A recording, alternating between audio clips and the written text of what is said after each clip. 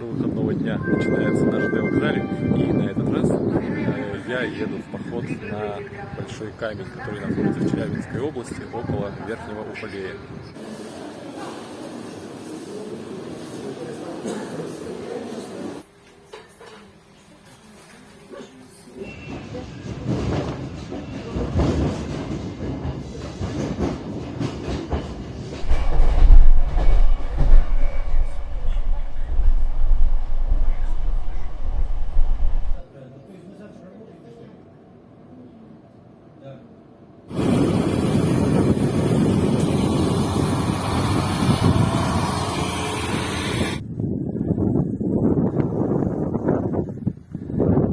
Дошел уже до первой группы скал безымянных.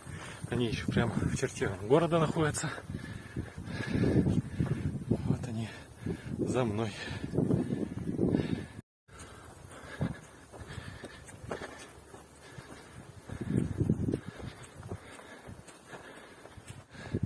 А сзади открывается вот такой красивый вид.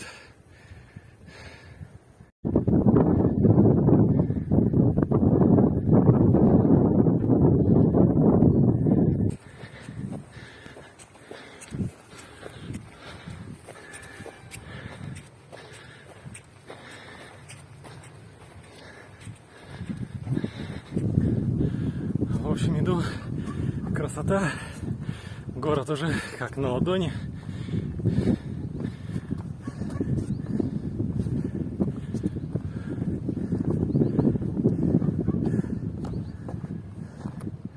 Вот, собственно, я на самом верху. Это первые безымянные скалы. Вот этот с вышкой красный камень, а дорожка моя идет вот там.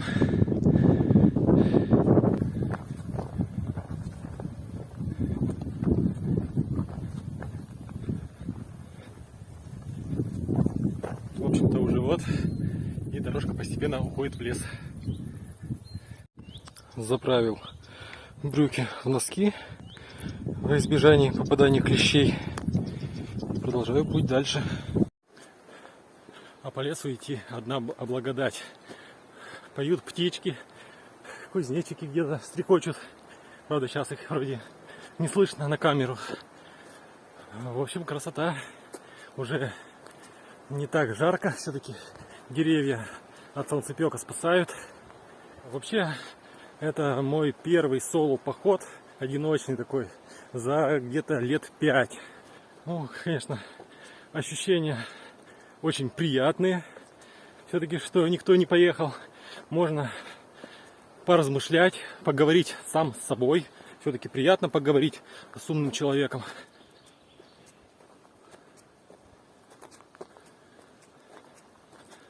Вот здесь есть даже указатель. Значит, иду я правильно.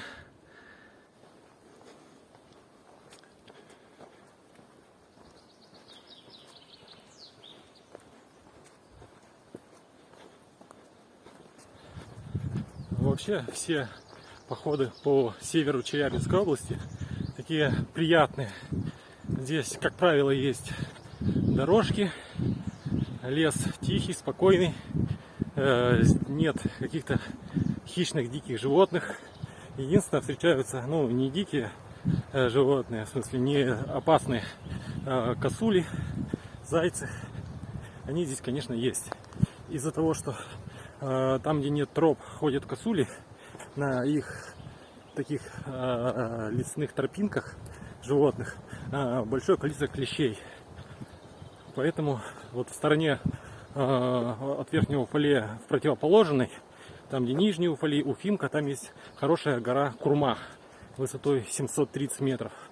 И там на этих тропинках вот очень много клещей. За каждый поход, ну, с одежды снимаешь стабильно от 3 до 5 клещей.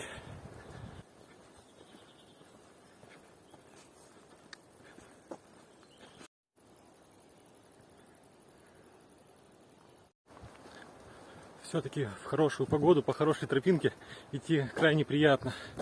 Вот помню, году в 2017 ходил в апреле месяце куда-то в сторону чертова городища. И там в апреле еще лежал снег, и шел такой низкий моросящий дождик. И я тогда пошел по лепке, потому что только там была тропинка. А так снег очень глубокий, и проваливаешься просто выше колена. Так вот, я шел по лепке, и эти сами опоры стояли на двух возвышенностях, а я оказался между ними. И очень низкие облака были ниже деревьев. И такое чувство, моросящий дождь, гул лепки, крайне такое неприятное. Такое своеобразное испытание. В каждый миг хочется повернуть назад. Вот. Ну, я шел до того, пока мог, пока тропинка не кончилась. Итак, за разговорами с самим собой уже большая часть пути на пути к вершине позади. Собственно, осталось где-то 1,5 километра идти. Но я иду очень быстро. Не знаю, видно или нет, как у меня пот со лба льется. Блестит на солнце. Гора Большой Камень больше известна не своими скалами, а тем, что здесь ежегодно проводится веломарафон. Сколько я помню, он в августе. И здесь поэтому вот эти указатели со стрелочками, они как раз для велосипедистов. Ну и обычным туристам они помогают идти и не заблудиться. Дорожка становится более крутая. Уже через 300 метров будут скалы, поэтому идти становится тяжелее. Но я иду, конечно, быстро. Километров, наверное, 5 в час. Так обычно в походах не ходят. Но я решил, что побыстрее дойти, раз иду один, и больше времени провести на скалах.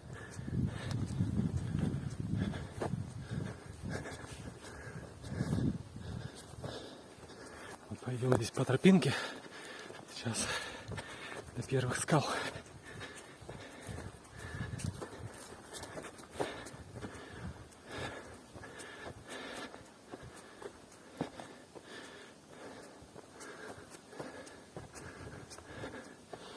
Остальная группа скал вот в ту сторону продолжается.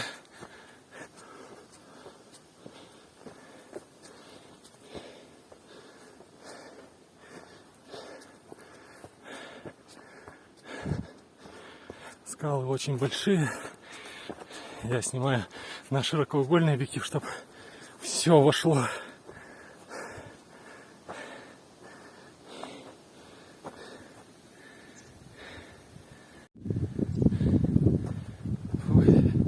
Сейчас перекушу, попью и полезу наверх.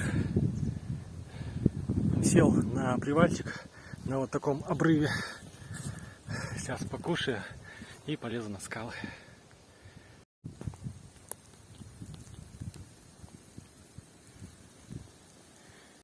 По закону Архимеда, после сытного обеда, как говорится, полагается поспать. Но времени спать у меня нет. Слишком я что-то засиделся. Поэтому надо идти лазить по скалам.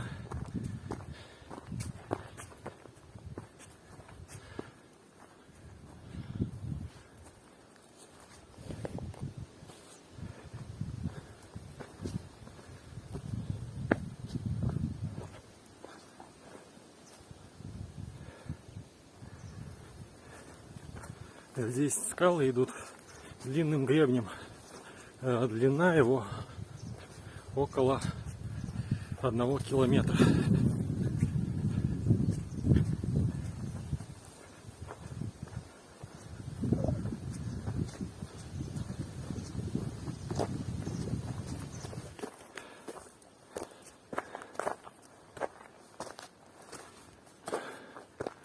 Очень сильно сбивается дыхание.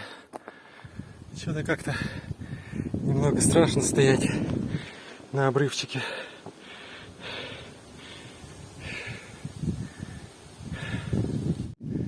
Почти поднялся, вот она, самая вершинка.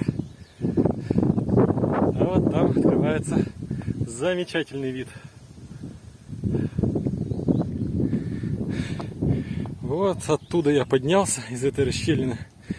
Не знаю, как еще буду спускаться, но вид здесь, конечно, обалденный. И здесь обрыв, и там обрыв метров, наверное, на 30, может 40. Какая-то птица кричит. В общем, полезу на самую вершину.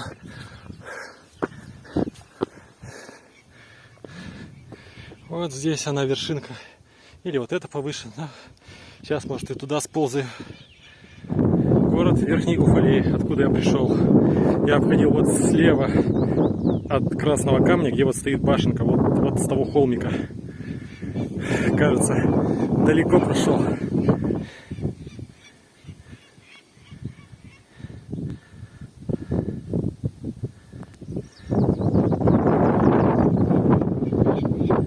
В общем, Большой Камень — это очень такое хорошее место. Но если соберетесь с ночевкой, то имейте в виду, что здесь многие отмечают, и, собственно, я, когда здесь был в походе, тоже ночью отмечал, что как-то неуютно, когда отходишь там по нужде в темный лес, а потом возвращаться и поворачиваться спиной к темноте как-то, ну, крайне неприятно, как будто кто-то на тебя смотрит. Но в других, кстати, местах я такого, ну, не ощущал, ну, за исключением там одного там на реке Реж, тоже здесь такое место. В общем, какая-то мистика творится. С кем не общался, кто здесь, ну, собственно, был с ночевкой, все отмечают это именно. Если вы знаете такие же места, где какие-то такие паранормальные ощущения есть, то напишите в комментарии, будет интересно почитать. Да, вот эта часть явно повыше, чем та. Значит, это самая высокая точка. Здесь чуть-чуть идет пониже, но поровнее. Здесь тоже можно походить, посмотреть.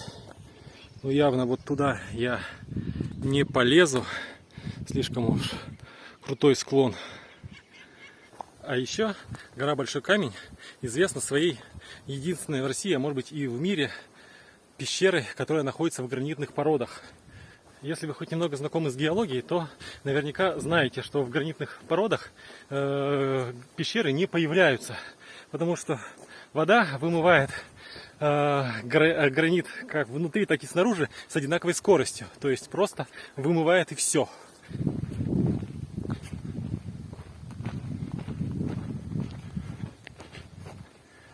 Пещера находится где-то вот здесь. Сейчас попытаемся ее найти. Я здесь когда-то был, ну, лет 5 назад, наверное, году в 2018. Приходится подниматься по вот такому склону прямо вверх.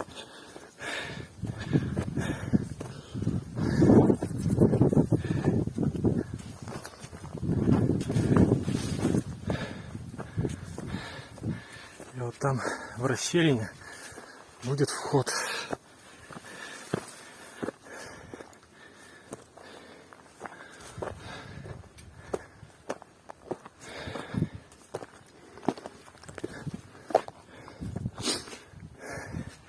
А вот, собственно, и сама пещера.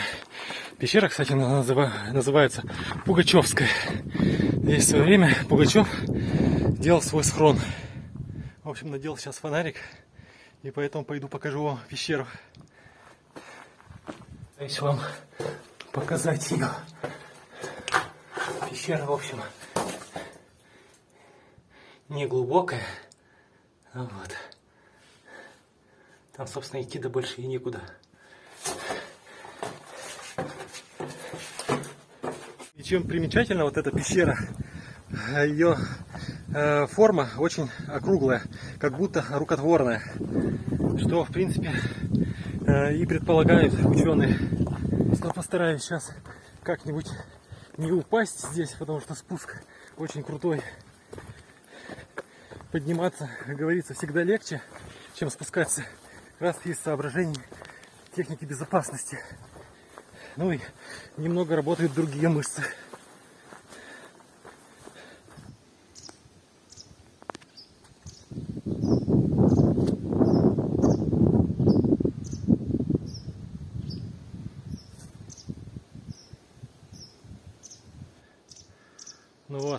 немного побегал, полазил по скалам, в пещере побывал. Сейчас попью еще немножко водички и буду выдвигаться в обратный путь на поезд в родной Екатеринбург. Здесь, конечно, место вообще очень хорошее, красивое, главное, близко. Легко добраться из соседних мегаполисов, из Челябинска и Екатеринбурга. Ну, в общем, все. Отдохнул, набрался сил и бодренький бегу в сторону города.